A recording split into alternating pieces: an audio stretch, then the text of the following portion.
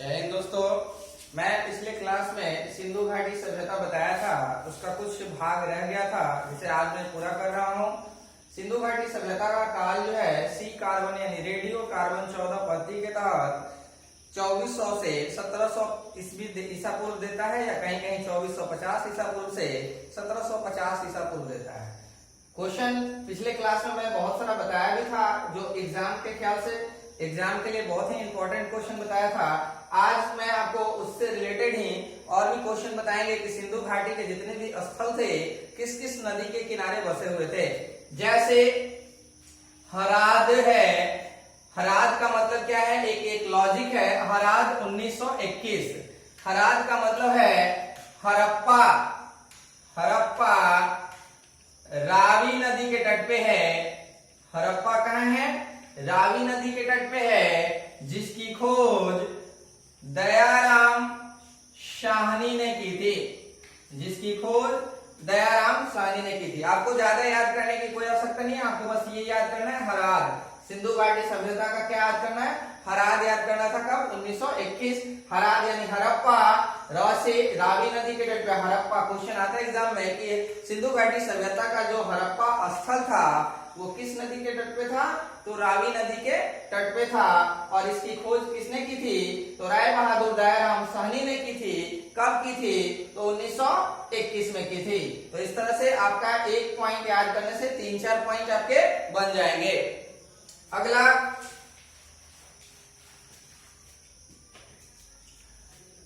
मोसीरा। अगला क्वेश्चन आपको याद करना है मोसीरा। और ये मोसीरा कब था? 1922 में थे। मोसीरा का मतलब होता है मोहनजोदड़ो। मोसीरा का मतलब मोहनजोदड़ो। सी से मोहनजोदड़ो किस नदी के तट पे है? तो सिंधु नदी के तट पे है। मोहनजोदड़ो किस नदी के तट पे है? सिंधु नदी के तट पे है। और इसके खोजकर्ता कौन है? तो रखाल दास बनर्जी हैं। इसके खोजकर्ता कौन है? रखाल दास बनर्जी हैं। और कब किए थे?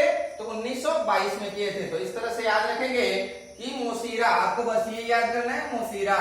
मोहनजोदड़ो सिंधु नदी के तट पे बसा था और इसकी खोज रखाल दास बनर्जी ने कब किया था? 1922 में किया था।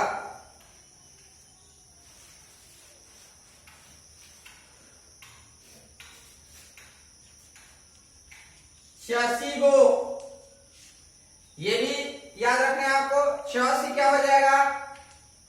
शनहुद्रो। ये एक पुरास्थल था जो सिंधु नदी के तट पे बसा था और इसकी खोज गोपाल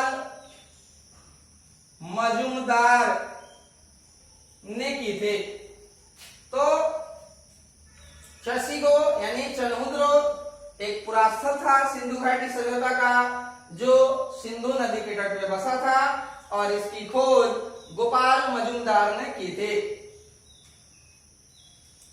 इसी तरह से सिंधु घाटी सभ्यता के जितने भी पुरास्थल हैं सब किसी न किसी नदी के किनारे ही बसे हैं। ऐसा माना जाता है प्राचीन इतिहास में कि जितने भी पुरास्थल का यानी सभ्यताएं की विकास हुई है वो नदी के किनारे ही सभ्यता का विकास हुआ है।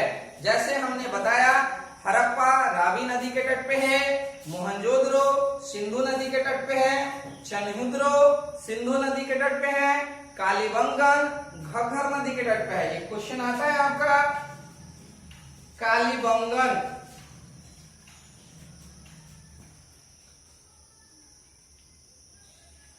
कालीबंगन घग्गर नदी के तट पे है।